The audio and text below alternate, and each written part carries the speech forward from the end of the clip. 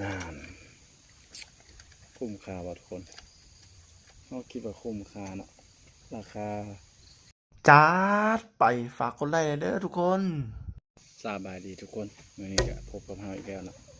คนนอกบ้านผมมีเวียกเห็ดงานมื้อนี้ได้ หลังจากกรีดยางแล้วเนาะมื้อนี้ครับก็มีเครื่องเล่นใหม่มาลิ้นเนาะได้เครื่องเล่นใหม่มาลิ้นเราจะมาขายทุกคนเบิ่งว่ามันมีอย่าง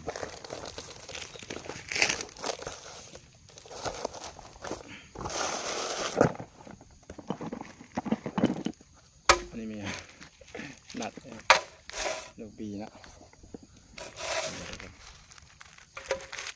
ปีนี่ว้าวอย่างนี้จริง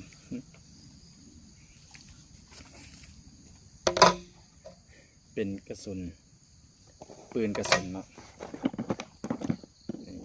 อุปกรณ์ของมันก็คือนี่ของเล่นมาไฟนี่โอ้ว้าวได้กล้องมาเล่นอีกได้กล้องมานำแต่สิมาประกอบเป็นเนาะประกอบเป็นว้าวนี่คือกระสุนให้มาสองให้มาสามทุกคนได้สามเลยถึงมาสาม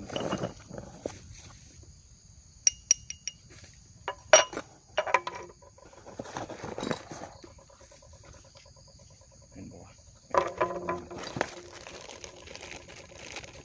เป็นยังไงโอ้ขากล้องก็เป็นตีนกล้องจะมาลองประกอบกันเลยนะ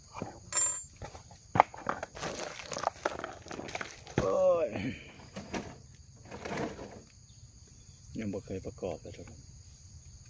ลองประกอบว่ามันจะเป็นอะไรเราจะประกอบตัวใดก่อนเนาะโอเคประกอบไก่มันก่อนประกอบไก่มันก่อนประกอบไก่มัน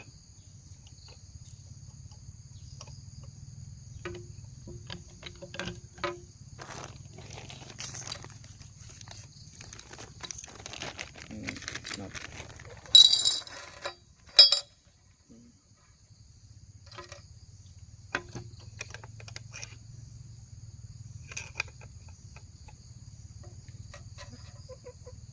น่าจะเป็นตัวนี้นะสีดำคนเห็นบ่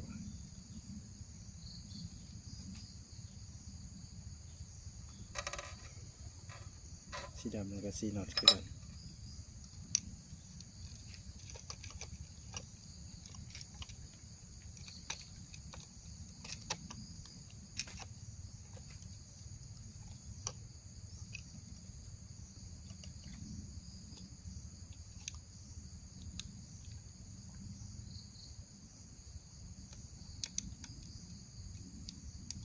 โมเมนต์เราทุกคน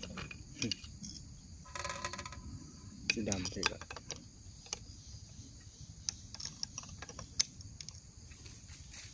สีดำหัวหกเหลี่ยม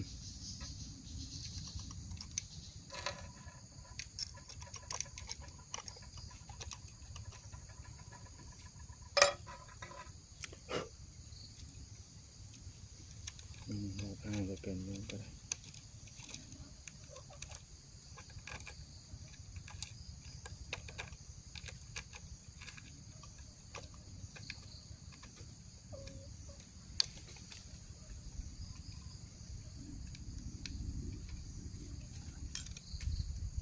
บ่เคยประกอบจากเทือนะครับเอาตามความเข้าใจเลยมันเป็นแบบไหน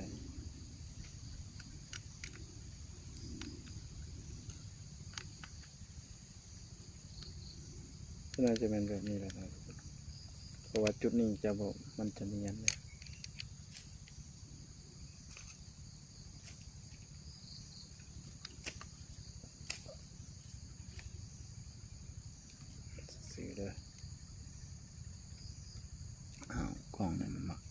ดับ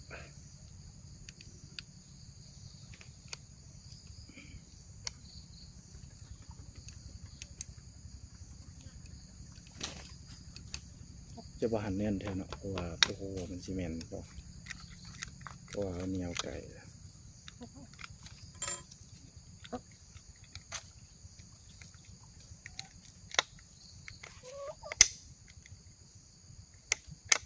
โอเคนั่นจะเนี่ยนะนี่เราจะมาประกอบไก่เปื่อยคือตัวนี้เนาะ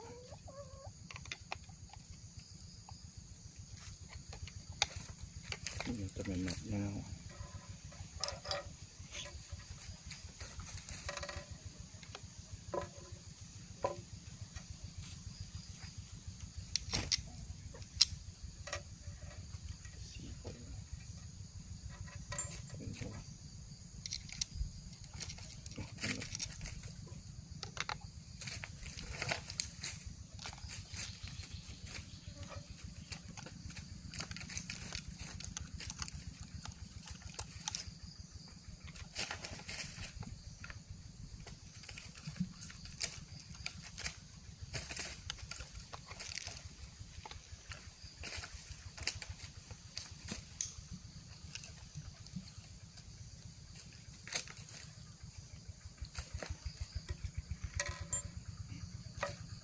มันตัวนี้เราไม่ใช่ต้องเป็นในโบเมนนี่เนาะโอ้มันทะลุหูนี่ไปได้จะยูลงไปเลย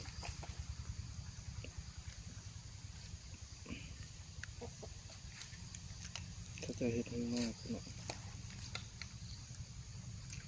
อันบอมกัน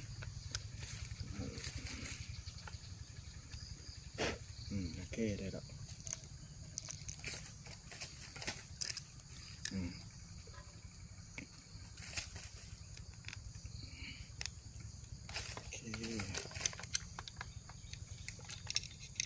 ของเล่นใหม่เนาะ เอาไว้เข้าปลาหรือว่าเอาไว้ป้องกันตัวเองแล้วเนาะให้มันอุ่นใจก็ดีกว่าบ่มีอย่างเลยนะถ้าเราจะไปลิ้นปืนมันก็ผิดกฎหมายลิ้นนะลิ้นแบบนี้ไว้ป้องกันตัวเองอยู่ในสวนนี่แล้วเนาะอยู่คนเดียว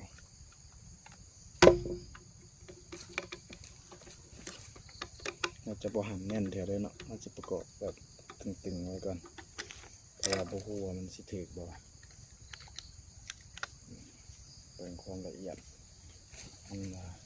มันน่าโอเคบ่เนาะน่าจะเลย มันละเอียดน่าจะแม่นแล้วเนาะมันเอาสิมาติดตั้งโอนติดขาจับ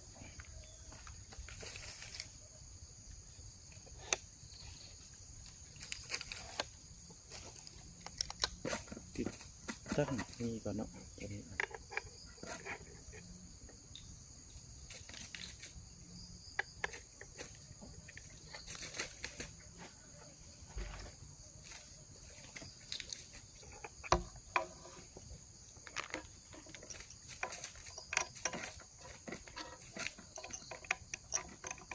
ไม่ใหญ่นะทุกคน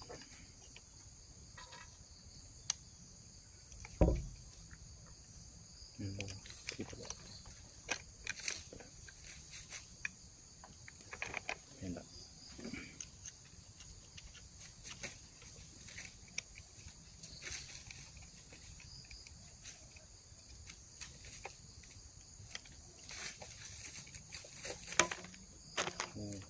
เนี่ยเปิดไป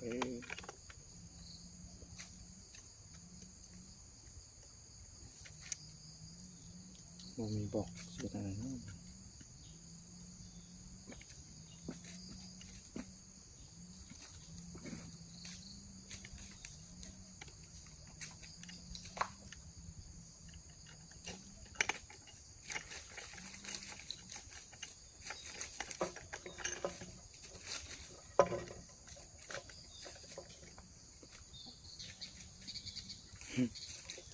ของเล่นใหม่คิดมากเนาะ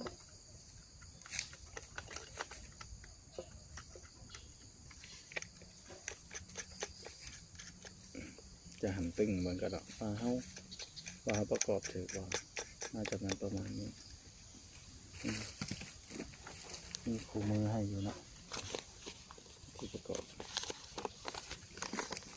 อ้าวโบแมนนี่คู่มือกล้อง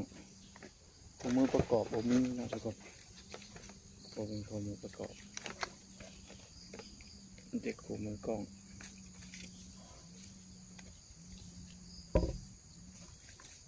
โอเคในระดับหนึ่งแล้วเนาะนี่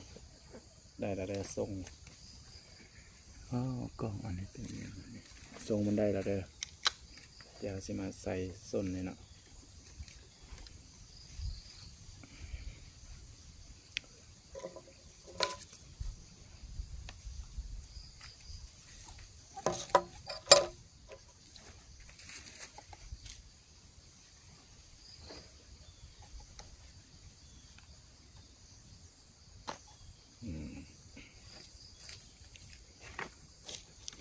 ยังจำบาเนาะนี่เนาะ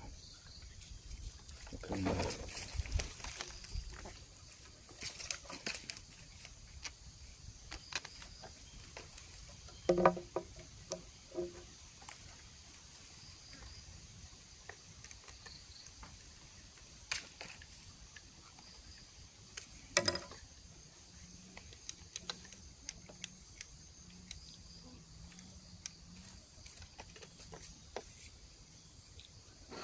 ได้แล้วทุกคนเดี๋ยวเนี่ยนี่สุกเสร็จแล้ว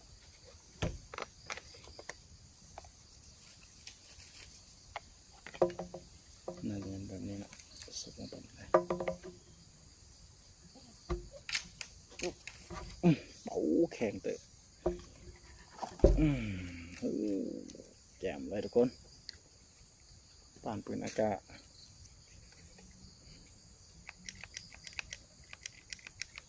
ตัดปังเดี๋ยวเราเด้อเป็นทรงแล้วเนาะต่อไปเราสิประกอบกล้องประกอบขานี่กัน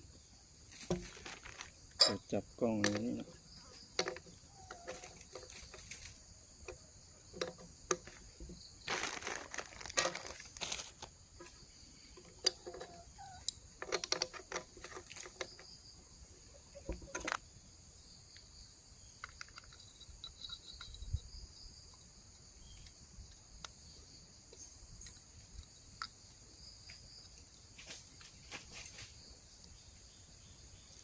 ในทั้งหน้าในทั้งหลังเราไปดิเป็นไปได้สังเกตกัน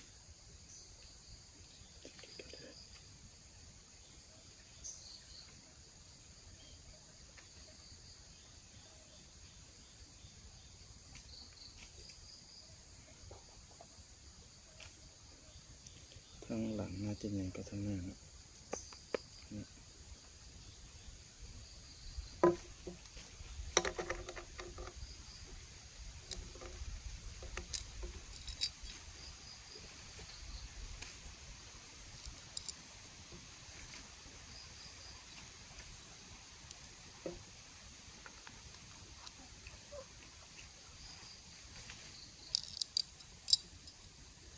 ยังงงอยู่เลยกล้องไม่ได้แล้วมันซิยูอะไรนะได้ดูทางนี้โอ้คนไหนจะเป็นทางนี้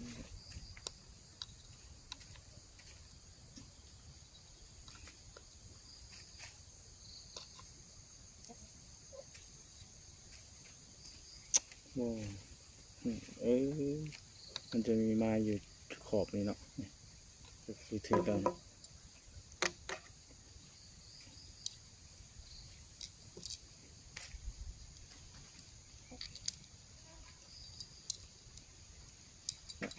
ไปเลย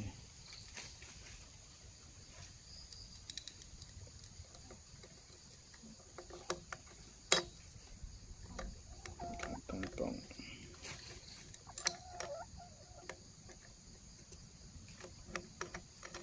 กล้องเล็งได้ยากนะกล้องเล็งได้ยากมันไกลแล้วจะเล็งง่าย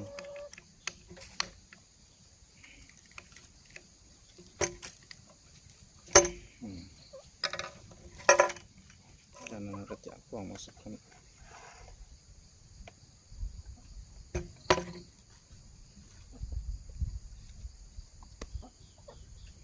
ล่องเราจะได้หันออกมาหน่อยหนึ่งเราจะหั่นข้างนี้ออกมา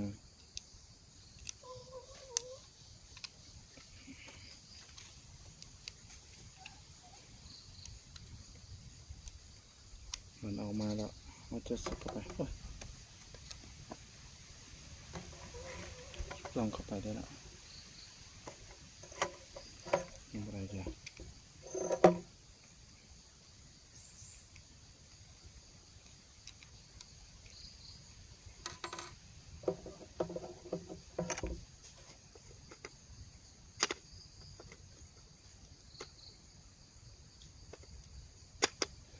โอ้ยยังอะไร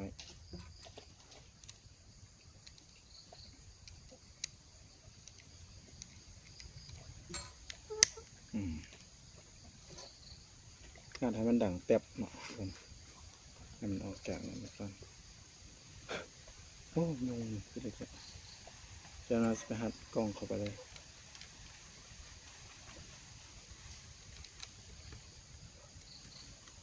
ปรับเอาเนาะอย่าได้อยู่เสียงใดจะอยู่กลางเครื่องเลยเนาะ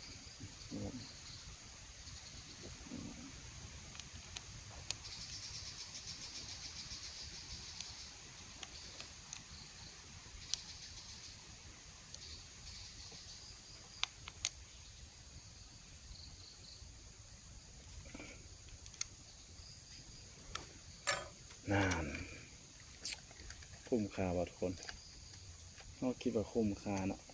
ราคา399,000เลยว่าราคา400,000ข้าพเจ้าคิดว่าคุ้มค่าแล้วเนาะซื้อมาป้องกันเขาเลยเอาไว้ยิงหมามันมาเห่างอกแงกแถวนี้มันมีตัวจับทางนี้ได้ทุกคนจะมาประกอบ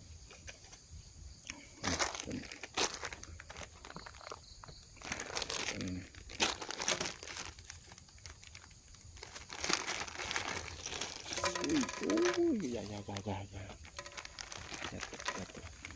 ะไลแห้งแม่นบอกว่ามันจะแม่นแบบไรแม่นแบบนี้สิเป็นแบบใดเนาะ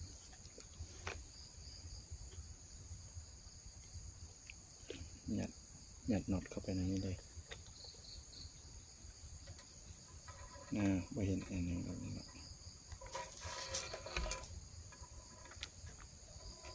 ใช่เลยโอ้ยตายบาดน็อตไปเสียอันนึงถอดออกกี่นี่แค่สอบไปได้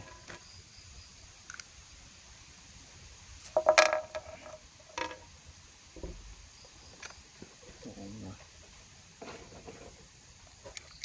เห็นหรอกอันนี้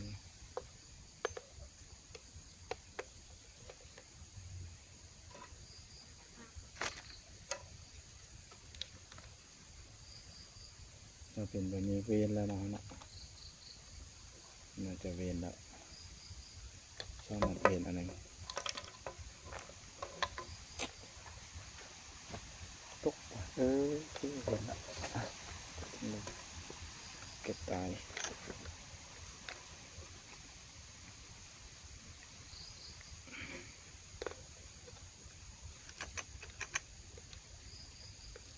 มีพับได้เลยทุกคนเนี่ยพับเมียนได้อันนี้นะสามารถพับเมียนได้แล้วก็เปิดกลับคืนมาอยากประกอบกันเลย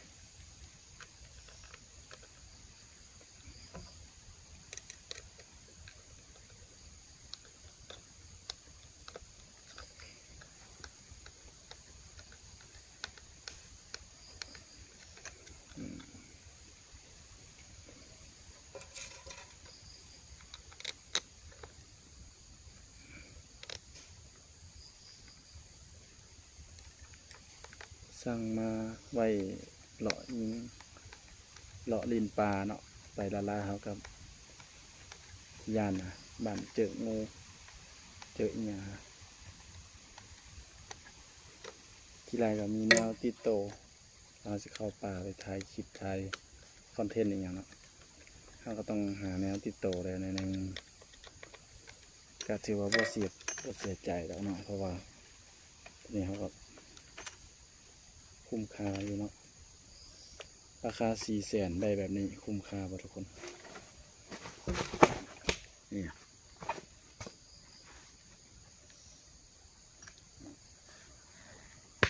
เดี๋ยวสิมาประกอบอย่างก่อนคักอยู่ได้ทุกคนคักถ้าบ่อยากมันก็เอาไปยิงป่านะสามารถเฮ็ดยิงป่าได้นะสีนี้ก็ในปีนี้ใส่ได้เอาส่วนนี้ออกข้างนอก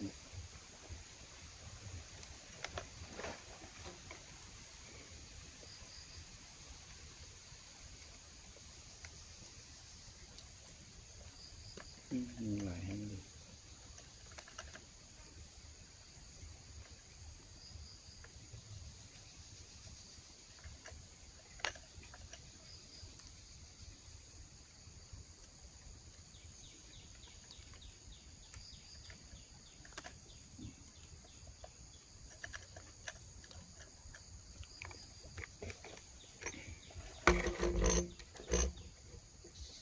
ตั้งศูนย์มันก่อนเนาะ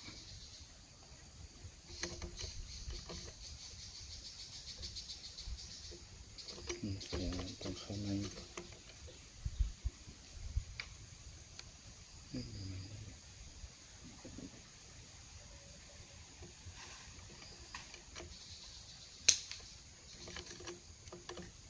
แบบนี้ครับสังเกตอยู่นี่ให้มันซื้อแล้วถึงกระตุกเนาะประมาณนี้ตัวนี้มันซื้อกันมันได้บ้าเส้นนี้ซื้อกันแหละจากนั้นเราจะเอามาปี2 ลูกนี้อัดเข้าไปนะ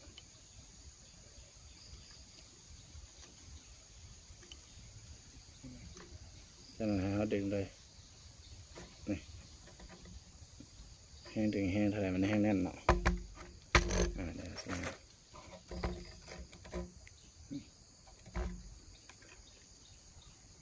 สมบูรณ์แล้วทุกคนไม่ได้เอาไปจับน็อตอีกคืนเนาะขอจบคลิปเพียงเท่านี้ไม่น่าเจอกันแท้ในป่ายิงนกเนาะยิงนกเล่นขัดอยู่คุ้มค่าการรอคอยงบ400,000 กีบ